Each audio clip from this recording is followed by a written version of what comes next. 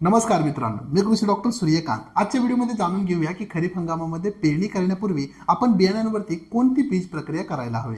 सर्वप्रथम आपल्याला क्रिस्टलचं 22 2 ग्रॅम घ्यायचं आहे आणि बायर कंपनीचं गावचो 1 मिली घ्यायचं आहे. ही दोन्ही औषध आपल्याला 1 किलो बियाण्यांवरती चांगल्या प्रकारे चोळायचे आहेत आणि औषध चांगल्या प्रकारे सावलीमध्ये सुकवायचं आहे.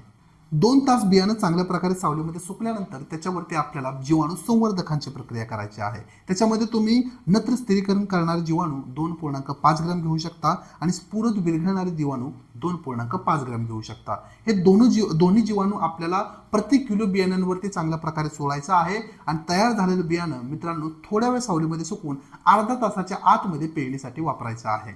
दिलेली माहिती हा व्हिडिओ कसा वाटला कमेंट्स बॉक्समध्ये नक्की सांगा आणि अशाच शेती निगडीत नवीन नवीन स्मार्ट टिप्स मिळवण्यासाठी गुगलवरती जाऊन कृषी डॉक्टर वेबसाईटला भेट द्या किंवा यूट्यूबवरती आमच्या कृषी डॉक्टर यूट्यूब चॅनलला सबस्क्राईब नक्की करा.